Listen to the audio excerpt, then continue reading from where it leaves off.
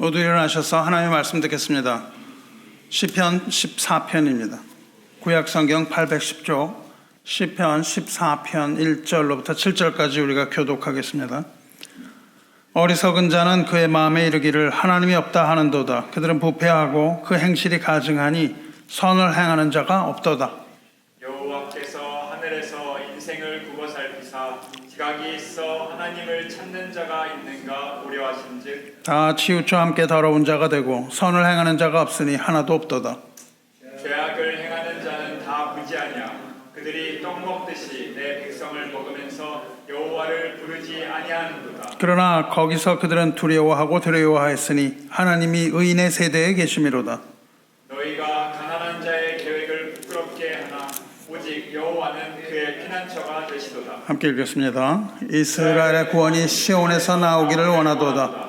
여호와께서 그의 백성을 포로된 곳에서 돌이키실 때에 야곱이 즐거워하고 이스라엘이 기뻐하리로다. 아멘. 자리에 앉으시기 바랍니다. 또 이렇게 금요 찬양 나오신 여러분 주님의 이름으로 환영합니다. 옆에 계신 분과도 함께 인사 나누시기 바라요. 서로 축복하면서 주님의 이름으로 잘 나오셨다고 이렇게 또 이야기 나누시기 바랍니다. 영어 단어에 moron이라는 단어가 있습니다. You moron 그러면은 굉장히 무례한 거죠. 바보 같은 놈 그런 겁니다. 그 moron이라는 거는 헬라어에서 그냥 그대로 따온 거예요. 헬라어에 moron이라는 말이 있습니다. 바보 혹은 어리석은 자라는 뜻이 있습니다. encomium이라는 영어 단어가 있습니다. encomium은 칭찬이라는 뜻입니다. 칭찬함, 찬사, 누구 이름을 높여주는 것을 말해요. 여러분 혹시 책 중에 우신예찬이라는 제목 책을 들어보신 적이 있나요? 우신예찬. 헬라어로 모리에이 엔코미움입니다. 엔코미움도 헬라어예요. 그러니까 엔코미움, 찬야한 이름을 높여준다, 찬사, 칭찬. 그리고 모리에이라는 것은 모론에서 나온 말이죠. 모리에이 엔코미움. 그러니까 무슨 뜻이겠어요? 네, 그러니까 뭐냐 하면 어리석은 자에게 보내는 찬사입니다. 어리석은 자에게 보내는 찬사, 우신입니다. 우리말로는 우신예찬, 즉 어리석은 신을 칭찬한다 하는 뜻으로 번역됐습니다. 이 르네상스 시대가 있었죠. 르네상스 시대가 나온 네덜란드 신학자요, 성직자요, 인문학자인 에라스무스라는 사람이 있습니다. 에라스무스가 1511년에 발간한 책입니다. 오래됐죠. 이것은 종교개혁 이전의 이야기예요. 근데 이 책이 발간되자마자 폭풍과 같은 반응을 입어서 유럽 각국의 언어로 번역이 됐습니다. 당시에 그 출판 기술이 그렇게 발달하지도 않았고 책을 읽을 수 있는 사람은 소수의 사람인 것을 감안할 때 거의 대부분의 귀족이나 그 책을 읽을 수 있는 사람이 거의 다 읽었다는 뜻입니다. 이 에라스무스는 르네상스 시대의 학자로서 이 사람이 종교개혁의 불꽃을 일으켰다 이렇게 평가하는 사람들이 있습니다. 어떤 사람은 에라스무스가 종교개혁의 씨를 품었고 루터가 그 싹을 피웠다 이렇게 말하기도 합니다. 이 책을 읽어보면 해학으로 가득 차 있습니다. 그리고 풍자로 가득 차 있어요. 이 책의 영향을 제일 많이 받은 사람이 누구냐면 세르반테스. 세르반테스는 무슨 책을 썼죠? 돈키호테를 썼습니다. 돈키호테. 그러니까 이 책은 거의 돈키호테 책이라고 보시면 됩니다. 돈키호테의 원조예요. 그리고 셰익스피어도 여기에 영향을 받아서 책을 썼어요. 그러니까 세르반테스나 돈키호테를 쓰는 세르반테스나 셰익스피어에게 영감을 준 역작으로 알려져 있습니다. 우신예찬을 보면 어리석은 사람이 나와요. 어리석은 신으로 나옵니다. 어리석은 신이 어리석다는 말을 많이 해요. 어리석다, 어리석다. 그렇게 얘기하는데 여기서 어리석다는 말은 해학적입니다. 다시 말하면 어리석다 이렇게 얘기할 때 정말 어리석은 사람, 바보가 있잖아요. 바보를 어리석다고 얘기하는데 에라스무스는 말하는 어리석은 사람이라는 것은 아주 똑똑한 사람이에요. 아주 똑똑한 척을 하는 어리석음입니다. 그러니까 이 세상에서 아주 똑똑하게 사는 거예요. 아주 똑똑하고 그냥 경우도 바르고 이렇게 아주 똑똑하게 사는 사람이 사실은 어리석다. 이렇게 조롱하는 겁니다. 우신예차는 당시에 교회가 가지고 있던 문제들을 해학과 조롱으로 푸는 거예요. 그러니까 당시에 그 어떤 형식, 절차, 아주 세련된 거죠. 커다랗고 아주 아름다운 교회에서 드리는 그 신앙. 그리고 미신적이면서도 그걸 미신적이라고 하지 않고 아주 포장한 신앙. 돈과 권력을 탐하지만은 겉으로 그렇게 돈을 버는 건 얼마나 세련된 일이에요. 우리가 돈을 잘 벌고 권력도 취하고 이런 것들은 바보가 할 수 있는 일이 아니죠. 바보가 돈을 벌거나 바보가 권력을 쥐는 일 없는 거예요. 그러니까 돈이나 권력을 하는 이런 탐욕적인 걸, 이런 것들을 해학으로 풀어가는 거죠. 또 당시에 그 제도적이고 권위적이었던 그 교황 중심의 교회, 이런 것들을 해학을 통해서 비판하고 있습니다. 우신은 이 세상이 돌아가는 이치가 다 어리석다고 얘기를 해요. 그러니까 모두가 다 어리석은 거예요. 그러니까 세상이 돌아가는 게 다 어리석기 때문에 그런 건데, 왜 세상이 어리석게 돌아가냐면 인간이 어리석기 때문에 세상이 어리석게 돌아간다. 이렇게 꼬집는 거죠. 그러니까 잘난 척하고 똑똑하기는 한데 보면은 어리석은 자, 이걸 얘기하는 거예요. 귀족들, 노름꾼들, 뭐 성인 숭배 사상 당시에 그리고 그 당시에 그 학자들이 많았죠. 문법에서 벗어나지 못하는 그런 문법 학자들, 이런 사람들, 어리석은 사람들 바보다, 그렇게 얘기를 하는 거예요. 그러니까 그 사람들은 바보라고 인정을 하겠습니까, 안 하겠습니까? 전혀 안 하죠. 그 사람들은 굉장히 똑똑하고 아주 똑똑한 삶을 살아가는 거예요. 그리고 그 당시 신학자들의 어리석음을 또한 풍자해요. 당시에 뭐가 있었냐면 스콜라 철학이라는 게 있었거든요.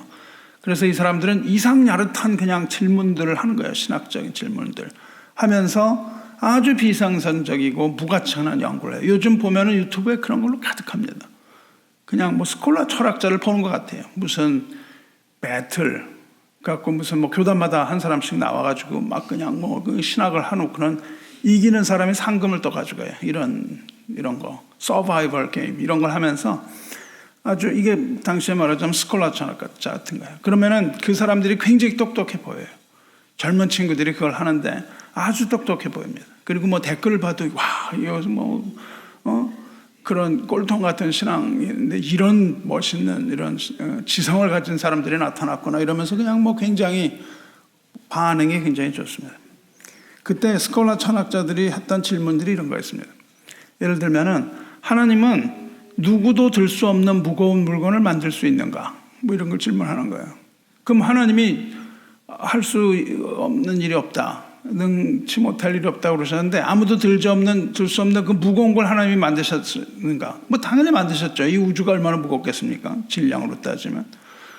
그래서 그런 걸 하는데 하나님 만들 수 있다 이렇게 대답을 하면요, 그러면 하나님은 그 무거운 물건을 드실 수가 있는가, 이런 거예요. 아무도 들 수 없는 물건인데 하나님은 그 물건을 들 수 있는가, 뭐 이런 이상야릇한 질문들을 하는 거예요. 이렇게 똑똑해 보이는데 어리석은 거죠. 우리가 돌아보게 하는 겁니다. 그런데 인간이 왜 그렇게 어리석은 짓을 하냐면 그렇게 만드는 신이 있는데 그것이 어리석은 신, 우신이라는 거예요. 어리석은 신. 우신은 어리석은 교회를 비판합니다. 교황은 그 사도들이 가졌던 그 기도, 눈물, 그리고 돌봄, 긍휼, 이런 것들을 사도들이 가지고 있었는데 그런 정신을 추기경에게 맡겨요. 사도들의 그거를 추기경에게 교황에게 맡기죠. 교황에게 맡겨요.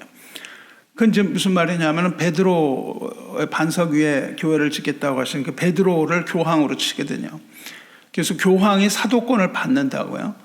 교황이 사도권을 받는데 사도들이 했던 걸 보니까 기도했고 말씀을 했고 나눴고 뭐 긍휼을 한 사람들을 도왔고 사람들을 돌보고 이런 것들을 했거든요. 그랬는데 이 우신에서는 어떻게 하냐면 교황이 그걸 추기경한테 넘깁니다. 그랬더니 추기경이 그거를 자기가 하지 않고 주교들한테 넘겨요. 그리고 주교들이 사제들한테 또 넘깁니다. 근데 사제들은 돈을 벌기에 너무 바빠요. 그래서 이익을 취하기 바빠서 탁발 수도승들에게 넘깁니다. 그리고 탁발 수도승은 마침내 양털 깎는 목자들에게 이것을 맡겼다.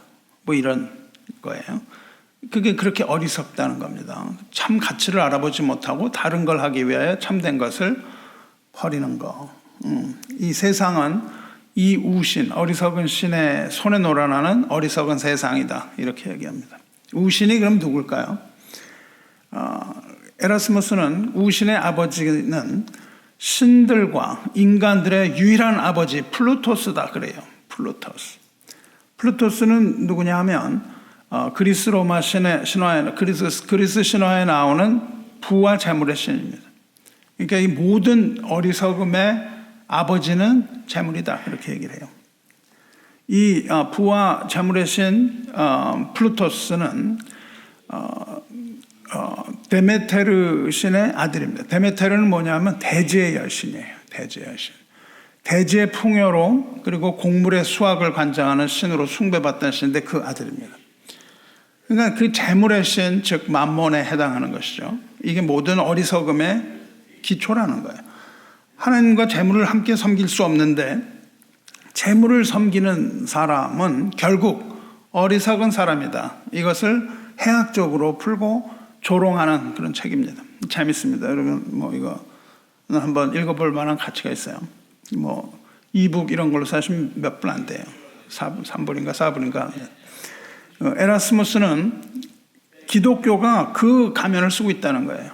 기독교가 이 부 그리고 아주 경건한, 겉으로 보면 아주 경건한 모습, 탁월한 이런 모습, 이런 것들을 가면을 쓰고 있다고 얘기를 해요. 그런데 그렇게 가면을 쓴 기독교가, 교회가 가지고 있는 어리석음이 어떠한 것인가 하는 걸 하나하나 벗겨가요. 그리고 마침내 그게 이제 어리석어 보이거든요, 기독교가.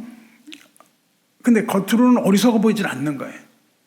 이게 어리석어 보이는데 어리석지 않아 보이는데 어리석다, 이렇게 해석을 해요.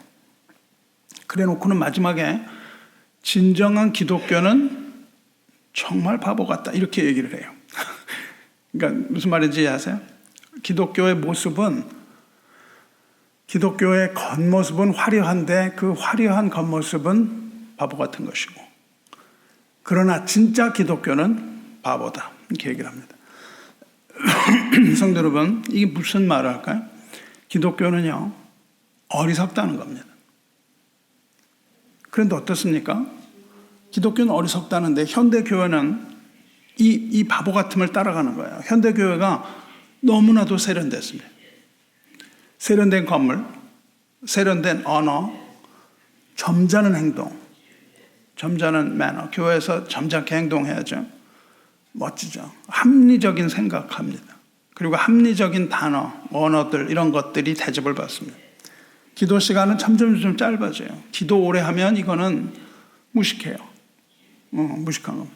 설교 시간 딱 맞춰서 프로페셔널하게 들리는 설교를 해야 되고, 또 아주 재밌는 설교를 해야 되고, 뭐 이런 겁니다. 프로페셔널하지 않은 주먹구구식에 뭘 하고 있다, 이런 비난을 받아요. 그 프로페셔널하게 점점 변해가고 교회는 아주 세련돼 갑니다. 찬양도 음악적으로 아주 세련되게 찬양해야만 찬양으로 생각을 합니다. 뭐 우리처럼 이렇게 반주도 없으면 이거는 뭐 사람들이 왔다가 가는 거죠. 와갖고 설교가 기니까 재미없어서 가는 거죠. 뭐 교회가 우중충한 데 있으면은 갑니다. 이렇게 세련되지 않으면 예배가 아닌 것처럼 생각을 해요. 그런데 그렇게 세련된 것이 어리석은 것이다, 그 얘기를 하는 거예요. 그런데 진짜 기독교는 어리석다는 겁니다. 그거는 세련돼 보이는데 어리석은 거고, 진짜는 어리석다는 거예요. 세상의 눈으로 볼 때, 에라스무스가 얘기하는 건요, 세상의 눈으로 볼 때 예수님은 어리석음의 극치라는 거예요. 예수님은 아주 어리석음의 극치예요. 무슨 얘기를 하냐면, 왕의 위엄을 드러내는 그런 힘센 말을 타고 개선장군처럼 행렬해서 예루살렘에 입성하셔야 되는데, 예수님은 바보같이 초라한 나귀, 아무도 돌아보지 않는 이런 나귀를 타고 예루살렘에 입성하셨다. 이렇게 얘기합니다. 바보가 아니고서는 할 수 없는 일이다. 이렇게 얘기를 하죠. 지휘봉을 손에 감아쥐고 온 세상을 호령해야 되는데 하나님이신 예수님이 이 세상에 오셔서 무능하기 그지없는 사람처럼 모든 순환을 다 겪고 가시관을 쓰고 바보처럼 모든 조롱을 다 받고 십자가에서 죽음을 맞이했다. 그러니 이것이 얼마나 어리석은 것인가. 세상적인 관점에서는 아주 어리석기 그지없는 거예요. 그래서 이거를 아주 이야기를 조롱과 해악과 풍자로서 그 이야기를 합니다. 기독교는 그렇게 어리석어 보여야 된다는 거예요. 그렇게 세련돼 보이는 모습을 가진 것이 어리석고 그렇지 않은 진짜 어리석은 모습을 보이는 것이 참된 진리다. 그 얘기를 합니다. 진정한 기독교는 이렇게 어리석어 보이는 거예요. 그러면 예수님뿐만 아니라 예수님의 제자들은 어떻습니까? 제자들 역시 어리석은 거예요. 그래서 사도 바울은 어리석게도 뭘 얘기합니까? 자기 약한 걸 자랑해요. 목사가 말이죠. 우리는 약합니다. 뭐 할 수가 없습니다. 이러면은 사람들이 뭘 어떻게 하겠어요? 자기는 어리석은데 그거를 내가 자랑한다 그래요. 이런 어리석음이 없습니까? 내가 약한데 나는 그걸 자랑한다. 그리고 또 야고보는 뭘 자랑해요? 나의 낮아짐을 자랑한다. 뭐 이런 소리를 하니까는 들리질 않는 거예요. 교회가 뭐 그렇게 거기 와서 뭘 얻어갈 수가 있겠습니까? 하지만 하나님께서는 뭐라고 말씀하십니까? 세상에 미련한 것들을 택해서 지혜 있는 자들을 부끄럽게 하셨다. 그리고 세상에 약한 것들을 택하셔서 강한 것들을 부끄럽게 하셨다. 그렇게 말합니다. 그러면서 뭐라 그래요? 십자가의 도는 멸망하는 자들에게는 미련한 것이다. 그렇게 말씀하세요. 미련해 보이는 거예요. 얼마나 미련해요. 제가 목사가 된다고 신학교를 갔을 때 친구들이 얼마나 미련하게 봤는데 너 미쳤냐 이런 소리를 하는 것이죠. 정말 미련한 짓을 하고 있는 거예요. 근데 십자가는 어때요?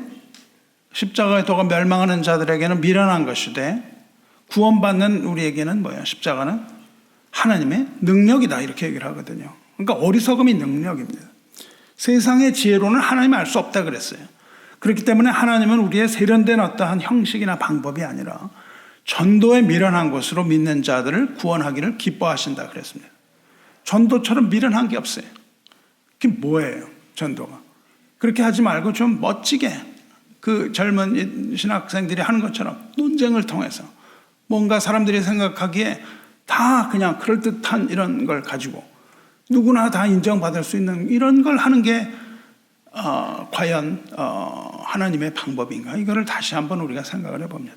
우리는 미련한 자가 돼야 되고 우리는 약한 자가 돼야 되는 거예요. 오늘 시편을 보면 어리석은 자는 그렇게 시작합니다.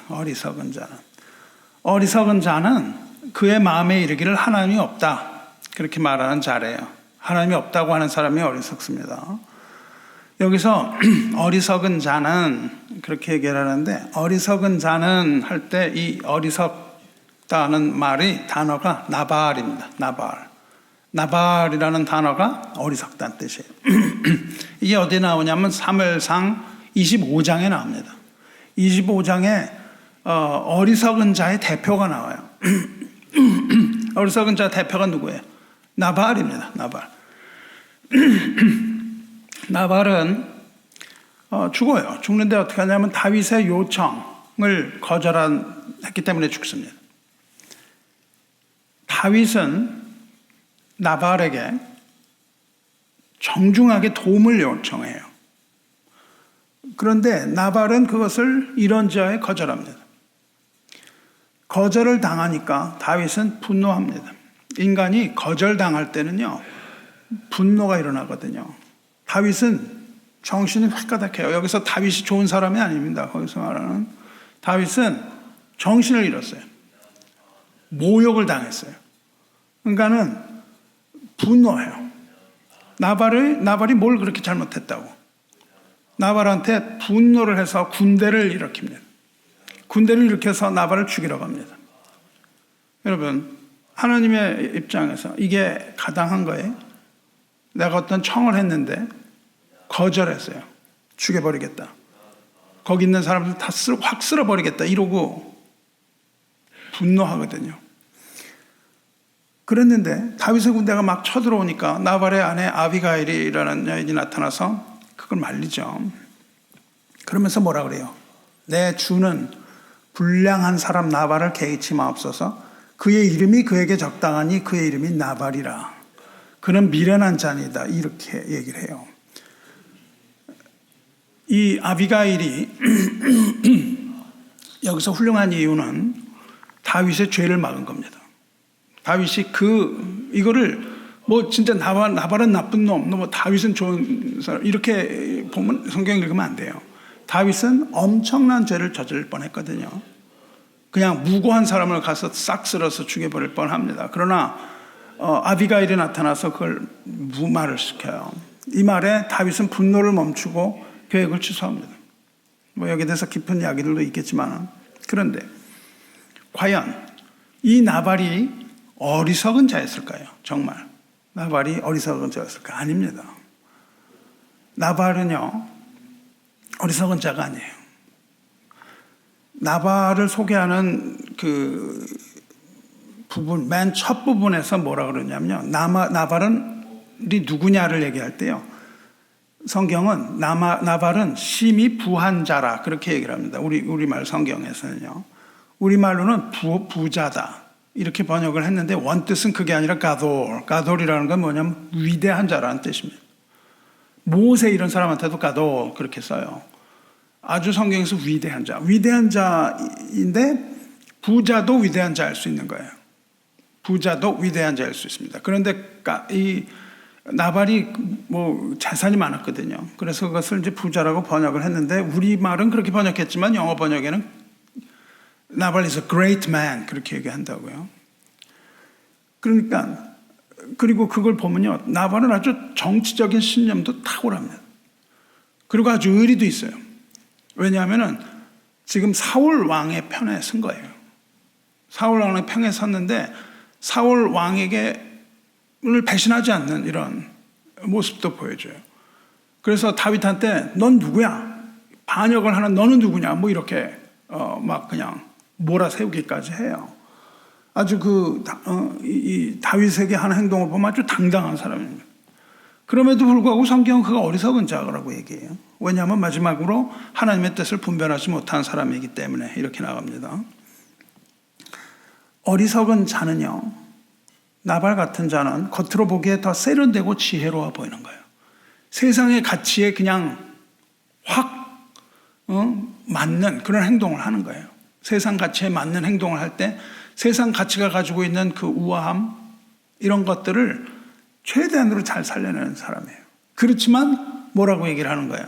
마음에 이르기를 하나님이 없다 그렇게 얘기한다는 거죠. 시편에. 그러니까 하나님의 존재를 인정하는 믿음이 없는 자를 어리석은 자라고 얘기하는 겁니다. 정말 여기서 어리석은 자 한번 해보세요. 세상 사람들하고 여러분 한번 컴피티션 해보세요. 하버드의 그 믿지 않는 교수들하고 여러분이 가서 논쟁 한번 해보세요. 과연 이길 수 있나? 못 이겨요. 그 사람들이 가지고 있는 재산 한번 비교해보세요. 못 이깁니다. 전혀 이길 수 있는 뭐가 없어요. 훨씬 똑똑해요. 훨씬 똑똑합니다. 무신론자인 이런 사람들 여러분이 이기기가 힘들어요. 그 마음에는요, 무신자의 마음에는 하나님을 인정하는 게 아니라 애써서 하나님을 부인해요. 애써서 하나님을 부인합니다. 그게 아주 러지컬하죠. 그리고 하나님이 없다고 하는 것이 아주 지혜롭다 이렇게 생각을 하는 마음을 가진 사람입니다. 무신론자 중에 그런 사람 있죠. 리차드 더슨 같은 사람. 캠브리지 대학의 God delusion, 만들어진 신, 그다음에 이기적 유전자 이런 거 쓰고 막 TV에 나와가지고 막 그냥 논쟁하죠. 하나님이 존재하지 않는다 이런 거를 증명하라고 합니다. 근데 그 사람이 아무리 증명하라고 해도 증명할 수는 없어요. 제가 볼 때는 너무나 자기 딜레마에 빠져 있습니다. 과학을 한다는 사람이 과학의 ABC를 몰라요. 과학의 ABC를 그렇게 얘기한다면 그거는 과학자라고 할 수 없다고 생각을 합니다.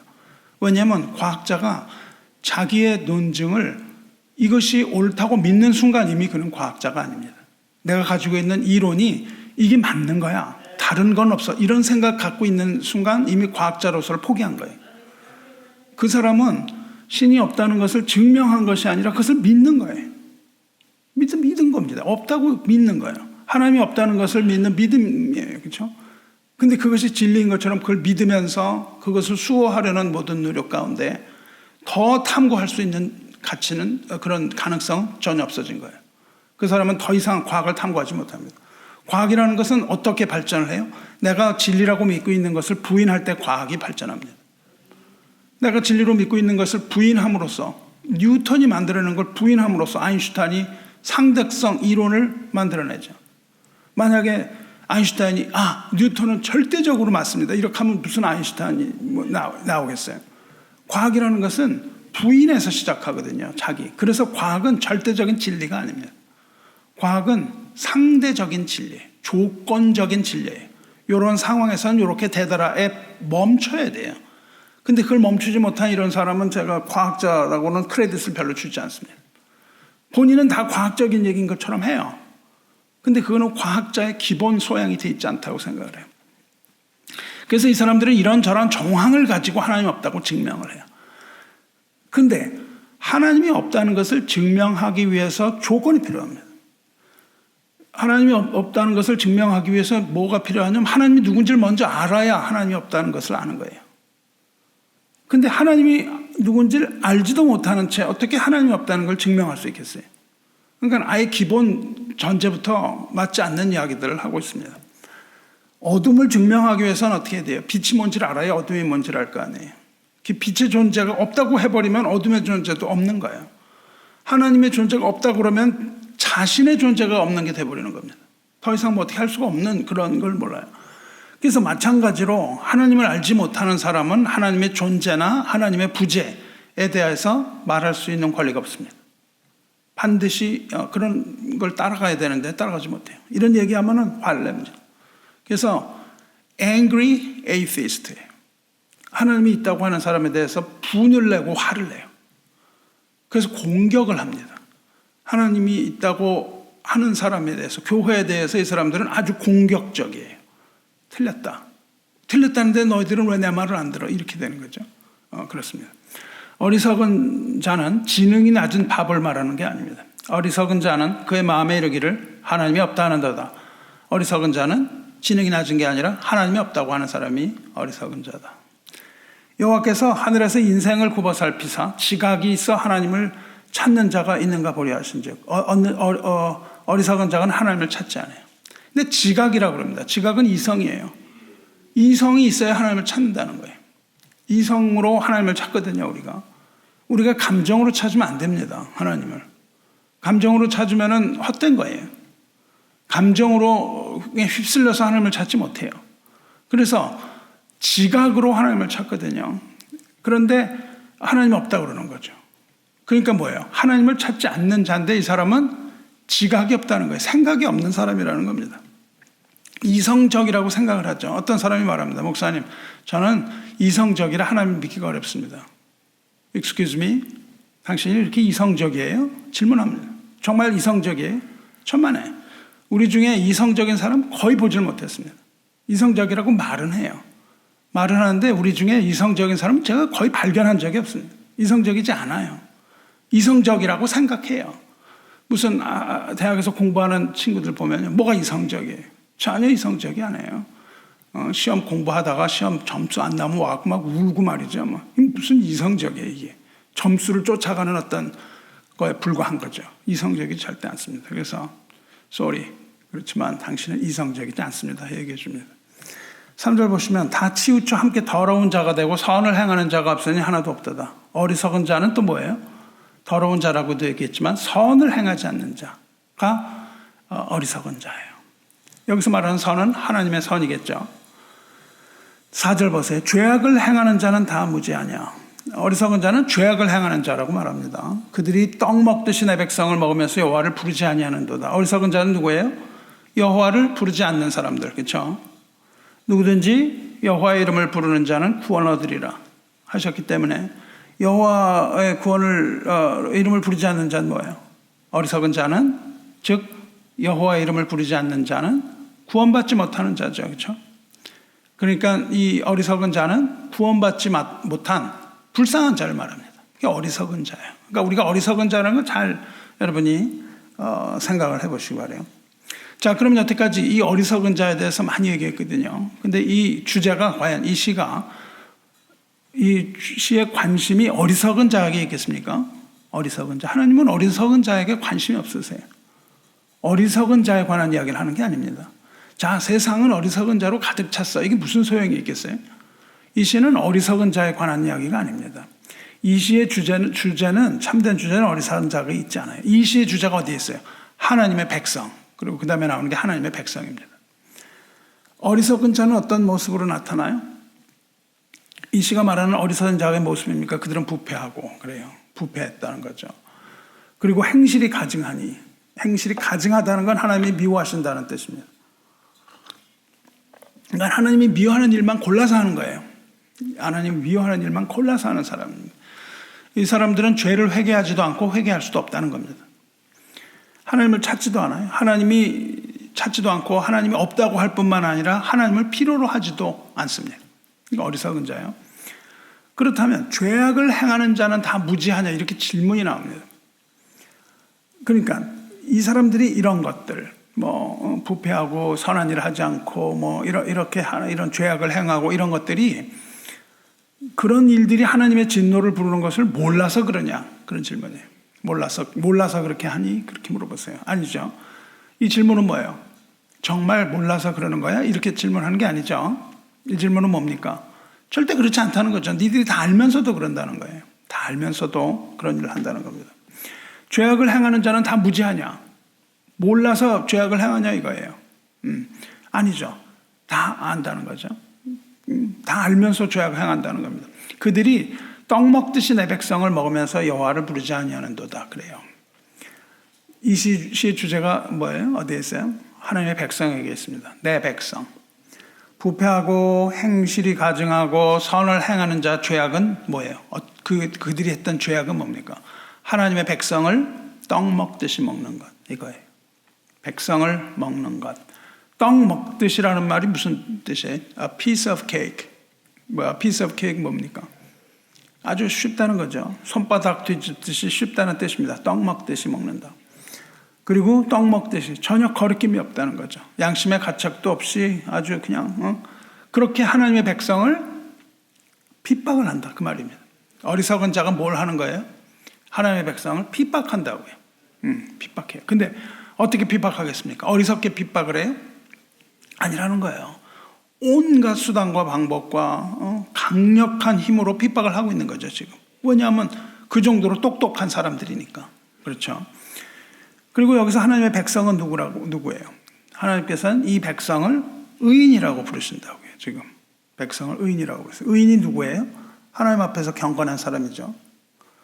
그래서 사도 바울이 뭐라고 그럽니까? 무릇 그리스도 예수 안에서 경건하게 살고자 하는 자는 뭘 받으리라?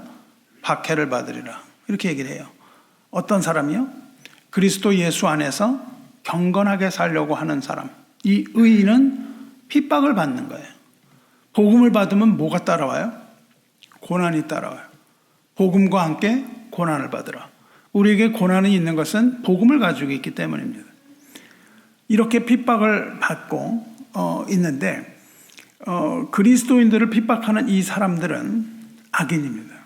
악인인데 그들은 왜 어리석냐 하면 하나님의 백성을 핍박하기 때문에 어리석답니다.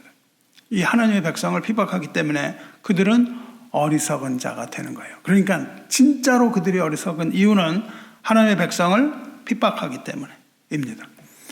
4절 5절을 보시면 그들이 떡 먹듯이 내 백성을 먹으면서 여호와를 부르지 아니하는도다. 그러나 거기서 그들은 두려워하였으니 하나님이 의인의 세대에 계심이로다. 이 하나님의 백성을 핍박하는 그 어리석은 자들은 두려워합니다. 근데 그냥 두려워하는 게 아니라 두려워하고 아주 극심한 두려움에 빠져요. 그렇게 핍박을 하다가 두려움에 빠집니다. 왜냐하면 하나님이 의인의 세대에 계시기 때문. 그래요. 의인의 세대라는 건 우리 전생입니다. 그러니까 우리가 태어나서부터 이렇게 죽을 때까지 이 세대가 안에 하나님이 함께 하신다는 거예요. 우리 전 세계에 걸쳐서 또 우리의 세대를 뛰어넘어서 세대를 이어서 하나님은 누구와 함께 계시다? 의인과 함께 계시다. 핍박받는 의인과 함께 계시다 그 말이에요. 너희가 가난한 자의 계획을 부끄럽게 하나 오직 여호와는 그의 하나 피난처가 되시도다. 너희는 누구예요? 어리석은 자죠. 어리석은 자 너희들이 뭘 해요? 가난한 자의 계획을 부끄럽게 하나. 가난한 자는 뭐 하고 있어요 지금? 도망가려고 하고 있다고. 핍박을 받으니까 도망가려고 해요. 그래갖고 그걸 도망가려고 그냥 무진 애를 쓰는 거죠. 무진 애를 쓰는데 성공을 합니까? 못합니까? 못하는 거예요. 이 가난한 왜냐하면 가난하기 때문에. 그래서 가난하다는 단어를 표현하죠. 힘이 없다는 거예요. 힘이 없다. 이 가난한 자가 도망을 가려고 하는데 도망을 가지 못해요. 그 모든 계획을 짜요. 계획을 짜는데 이게 부끄럽게 된다. 전부 페일하는 거예요. 그렇죠? 우리가 그런 것으로부터 이 마귀의 계책으로부터 도망가려고 하지만 페일하는 겁니다. 계속. 부끄럽게 하지만 하나님 오직 여호와는 그의 피난처가 되시도다. 이렇게 얘기를 해요. 하나님께서 하나님의 백성들과 함께 계시고 또 그들이 피할 피난처가 되시기 때문에 그들은 절대 안전하다 그 말입니다. 안전이에요. 비록 두려운 상황에 처한다 할지라도 그들은 안전해요. 오히려 하나님께서는 그들을 먹으려는 어리석은 자들 두렵게 하신다는 겁니다. 이게 지금 이 가난한 자들이 두려워야 되는데 이 사람들이 두려운 게 아니라 두려운 건 누구예요? 어리석은 자들입니다. 그래서 다윗은 이렇게 고백하죠. 천만인이 나를 애워싸 진친다 하여도 나는 두려워하지 아니하리이다. 이렇게 얘기합니다. 두렵지가 않은 거예요. 내가 하나님을 의지하였은즉 두려워하지 아니하리니 사람이 내게 어찌하리까 이렇게 고백을 합니다. 하나님이 함께 하심을 깨닫고 믿는 하나님의 백성은 사망의 음침한 골짜기에 다닌다 할지라도 거기서 상을 펴주시는 하나님의 절대적인 보호 안에서 안전한 겁니다. 그래서 평안을 얻는 거예요. 두려움을 얻지 않고 평안을 얻습니다.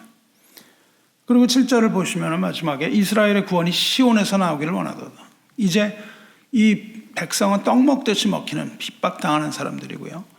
또 거기에 도망을 치려고 해도 도망갈 수 없는 이런 상황인데 그래서 어떻게 하냐면 하나님이 구원이 시온에서 나오기를 원하는도다 이래요. 시온이라는 것은 하나님의 언약궤가 있는 곳이에요.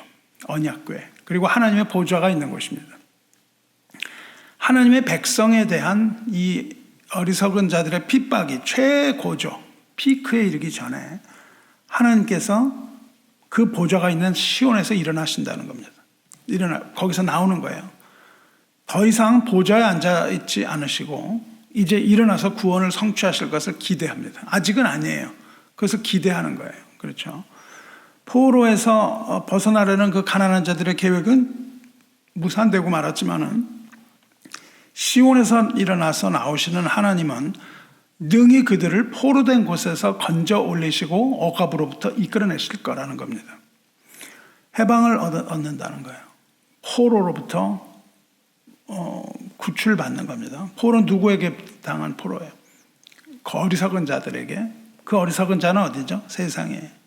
이 세상에 볼모가 되어 있는 겁니다. 하나님의 백성들이 이 세상에 볼모가 되어 있고 세상으로부터 벗어나려고 하는데 자기 힘으로 벗어나요? 못 벗어나요? 못 벗어나요. 우리가 세상에 이 만몬이 지배하는 세상에서 우리가 발버둥 쳐도 벗어나지 못합니다. 벗어나지 못해요. 그래서 무엇을 바라냐면 시온에서 구원이 나오기를 바란다. 그럽니다.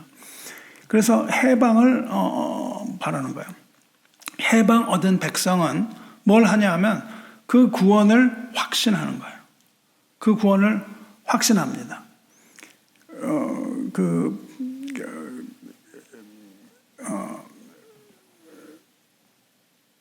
시온에서 이스라엘의 시온에서 나오기를 원하는 거예요. 시온에서 나오기를 원하는도다라는 것은 이제 하나님께서 우리를 해방시켜 주기 위하여 일어나신다는 것을 뜻하죠. 시온에서 나오신 하나님을 그렇게 우리를 구원하시고 해방 얻은 백성은 이제 그 구원을 확신하면서 기뻐하는 거예요. 구원이 됐습니까? 안 됐습니까? 여기서는? 안 됐어요. 구원이 되지 않았습니다. 그런데 기뻐하리로다. 라는 것은 결단을 말하죠. 내가 기뻐하게 될 것이다를 말하는 거예요.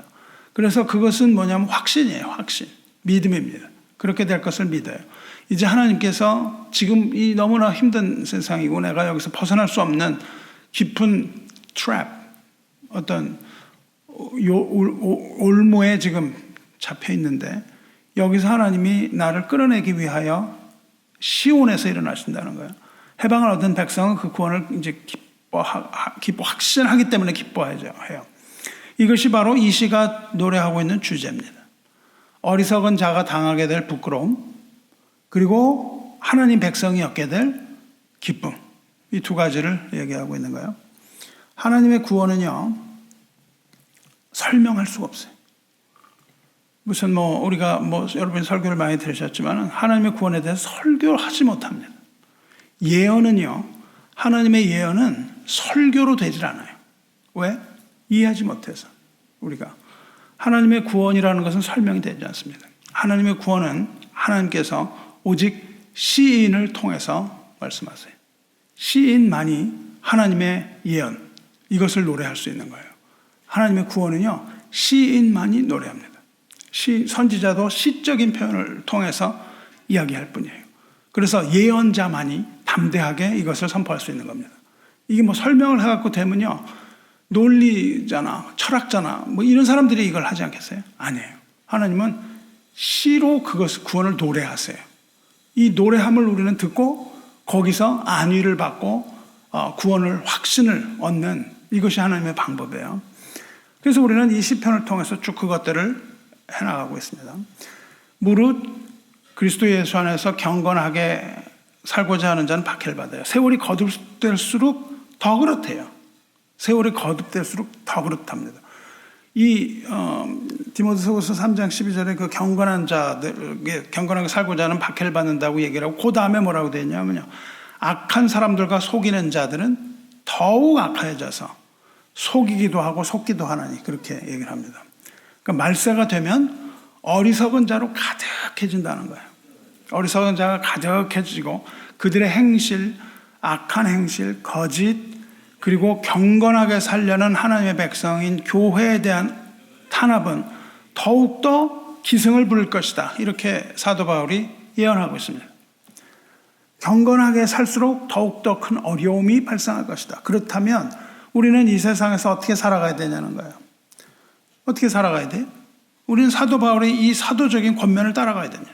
사도 바울이 지금 경건하게 살려면 핍박을 받을 것이고 말세가 되면 더욱더 그럴 것이다. 이렇게 얘기하고 권면을 해요. 사도 바울 우리에게 뭐라고 할까요? 이것은 디모데에게 하는 권면입니다. 하지만 디모데뿐만 아니라 우리들에게도 동일하게 적용되죠. 그렇게 더욱 악해질 것이고 속이기도 하고 속기도 할 것이다. 그러나 너는 디모데죠. 배우고 확신한 일에 거하라. 배우라는 거예요. 배워야 됩니다. 뭘 배워요? 하나님 말씀 배우겠죠. 확신한 일이 뭐예요? 믿음으로 그 배운 것을 믿음으로 받아들이는 거죠.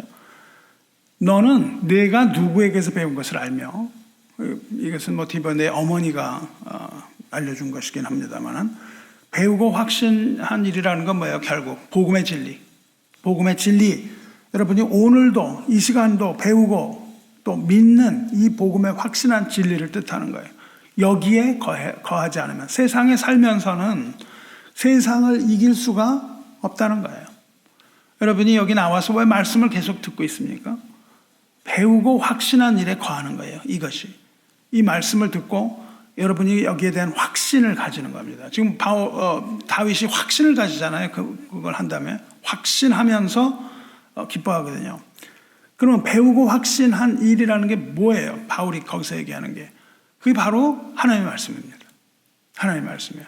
또 어려서부터 성경을 알았나니 성경은 능히 너로 하여금 그리스도 예수 안에 있는 믿음으로 말미암아 구원에 이르는 지혜가 있게 하느니라. 여기서 구원은요,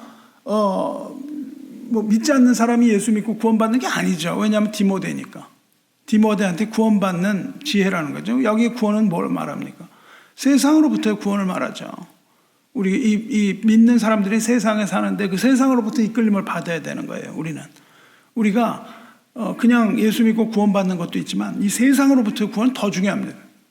하나님의 자녀로서. 그래서 어려서부터 나는 성경을 알았는데 성경은 예수 안에 있는 믿음으로 말미암아 구원에 있는 지혜가 있게 한다. 그렇게 얘기를 해요. 하나님의 구원은 하나님의 말씀이 성경으로부터 온다는 거예요. 하나님 말씀만이 우리를 구원한다는 겁니다. 그리고 그리스도 예수 안에서 그 말씀을 믿을 때 우리에게 구원이 이르는 거죠. 구원이 이르는 겁니다. 이사야서 2장 3절에 이렇습니다. 오라 우리가 여호와의 산에 오르며 야곱의 하나님의 전에 이르자. 그가 그의 길을 우리에게 가르치실 것이라. 우리가 그 길로 행하리라 하리니 이는 율법이 시온에서 나올 것이며. 그래요. 여기서 시온에서 나온다는 게 뭐예요? 말씀이 나오는 겁니다. 율법이 나오는 거예요. 여호와의 말씀이 예루살렘에서부터 나올 것입니다. 이렇게 이야기를 합니다. 그러니까 지금 하나님이 시온에서 일어나셔서 구원하시는데 그 구원은 뭘로 하신다는 거예요? 말씀으로 하신다는 겁니다. 우리가 이 세상에 살지만 우리를 구원하는 것은 시온에서 나오는 하나님의 말씀이에요. 하나님의 보좌로부터 나오는 하나님의 말씀이 아니고서는 우리는 이 세상에서 살아갈 수가, 하나님의 자녀로 살아갈 수가 없다. 이런 결론입니다. 우리가 세상을 이기고 그것으로부터 구원되기 위하여는 무엇이 필요해요? 말씀이 필요하다 이겁니다. 말씀이 아니고는 우리는 세상을 이길 수가 없어요. 그래서 여러분이 열심을 다하여 말씀 가운데 나오셔야 되는 이유예요. 세상에 앉으면 편합니다. 얼마나 편해요. 오늘도 거기 그냥 뭐 교회 가면 힘들고 뭐 이럴 거 아니겠습니까? 그러나 여러분이 필요한 건 뭐예요? 그 안락함이 아니거든요. 얼마나 세련됐어요. 야, 교회 뭐 맨날 나가야 돼? 교회는 말이야 이런 세련됨. 뭐 맨날 교회에서 뭘 하라 그래. 요새 어떤 세상인데 이런 세련됨, 이런 거가 뭐라는 거예요? 어리석은 자라는 거예요. 그렇게 얘기하고 있는 사람들이 어리석은 자입니다. 이렇게 미련하게 여기 나와가지고 미련해요. 제가 볼 때 너무 미련합니다. 여기서 뭐가 나온다고 이렇게 미련하게 맨날 나와갖고 이러고 있어요. 시온에서 나오는 하나님의 말씀 안에 거해야 되는 거예요. 그리고 하나님의 말씀을 의지해서 그 안에 숨어야 되는 것이죠. 하나님을 의지할 때 하나님께서는 누구의 세대에 사신대요? 의인의 세대에 사신다. 이 의인의 세대. 이 어리석어 보이지만 똑똑해 보이지만 어리석은 그 사람들이 아니고 어리석어 보이지만 참으로 진리를 아는 사람들. 그 편에 쓰신다는 거예요. 하나님께서는 의인의 세대에 사실 것이며 의인의 피난처가 된다는 거예요. 오늘 본 시에서는 하나님께서 의인에게 약속된 세 가지 축복을 있습니다. 세 가지 복을 보여줘요.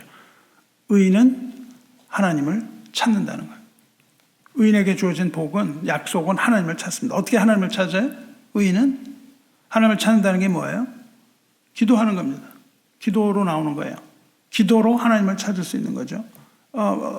어리석은 자는 기도하지 않습니다. 얼마나 똑똑해요. 야, 뭐 꼭 기도를 해야 돼? 무식하게 뭐 나와가지고 그렇게 기도를 해. 나이스하고 세련돼 보입니다. 근데 어떻다는 거예요? 어리석다는 거예요. 그렇게 세련된 것이 어리석어요. 기도를 하는데 뭘 부르짖어가지고 난리를 쳐. 멋있게 해야지. 어리석다는 겁니다. 하나님 앞에 부르짖지 못하는 것은. 하나님 앞에 부르짖으시기 바라요. 여호와는 악인을 멀리하시고 의인의 기도를 들으시느니라. 이 말씀을 믿는다면 하나님을 찾으시기 바라요. 우리에게 주신 특권이고 약속이에요. 우리는 하나님 앞에 하나님을 찾을 수 있다는 거예요. 하나님의 이름 나간다는 겁니다. 하나님께서는 약속하신 대로 의인의 기도를 들으시는 겁니다. 의인에게 주기로 약속하신 두 번째 복은 하나님과 함께하는 복이에요. 하나님은 의인의 세대에 계심이로다. 그렇게 얘기하죠. 하나님은 태어날 때부터 죽을 때까지 언제나 의인의 세대에 계시는 겁니다. 하나님께서 함께하시고 보호하시며 의인은 어떤 상황에 처할지라도 그 믿음으로 안전하다. 그 얘기를 하는 거죠. 세 번째 약속의 복은 뭐예요? 즐거움과 기쁨이에요. 하나님께서는 악인의 모든 핍박으로부터 해방될 자유를 허락하시는 거예요. 죄와 허물과 또한 이 세상의 근심, 걱정 이런 것들로부터 두려움 이런 것들로부터 해방될 수 있도록 그렇게 하시는 거예요. 그게 다 어디로부터 와요? 죄, 허물, 두려움, 근심, 걱정 뭐 이런 것들이 다 어디서 와요? 세상에서 온다 그랬어요. 그래서 그 세상으로부터 오는 이런 것들로부터 하나님이 우리를 자유롭게 하시고 그 자유 안에서 누리는 즐거움, 기쁨으로 우리의 마지막 장식하실 것이랍니다. 근데 지금은 아닌 거예요. 아직. 지금은 무엇을 가지고 있어요? 믿음과 확신을 가지고 있는 거예요. 그렇게 될 것이라는 믿음과 확신을 가지고 즐거움으로 하나님 찬양한다 이거예요. 이러한 모든 약속을 믿는 믿음으로 기쁨의 상급을 받으시기를 주님의 이름으로 축원합니다. 말씀 맺겠습니다. 무릇 예수 그리스도 예수 안에서 경건하게 살려는 사람은 핍박과 고통을 받을 수밖에 없습니다. 하나님의 사람은 복음과 함께 고난을 받는 것이 그게 아주 자연스러운 겁니다. 하지만 의인에게는 이 하나님의 사람에게는 하나님의 백성에게 세 개의 복이 주어져요. 무슨 복이죠? 기도의 복, 피할 수 있는 하나님이 우리의 피난처가 되시는 복, 세 번째로는 구원의 자유를 믿는 믿음 가운데 누리는 즐거움과 기쁨, 이 세 가지 은혜를 하나님 안에서 누리시기를 주님의 이름으로 축원합니다. 이 세상의 무지는요, 가장 큰 무지는 하나님을 알지 못하는 무지입니다. 그리고 가장 큰 지혜는 하나님을 알고 하나님을 경외하는 지혜입니다. 가장 어리석은 사람은 가장 현명해 보이지만 가장 어리석고, 가장 미련해 보이는 자는 가장 현명한 자고 지혜를 소유한 자입니다. 기도하겠습니다. 자비로우시며 은혜로우신 하나님 아버지, 세상에 어리석은 자가 있어서 하나님이 없다고 말하지만 하나님 백성인 우리는 하나님의 실존, 존재를 믿을 뿐만 아니라 살아계신 하나님께서 우리와 함께 하셔서 우리에게 은혜를 베풀어 주시며 보호하시고 인도하시는 선하신 하나님인 것을 믿습니다. 우리의 입과 우리의 손을 통해서 하나님께서 영광 받아 주시옵소서. 하나님께서 보이신 모든 사랑과 기적을 보았습니다.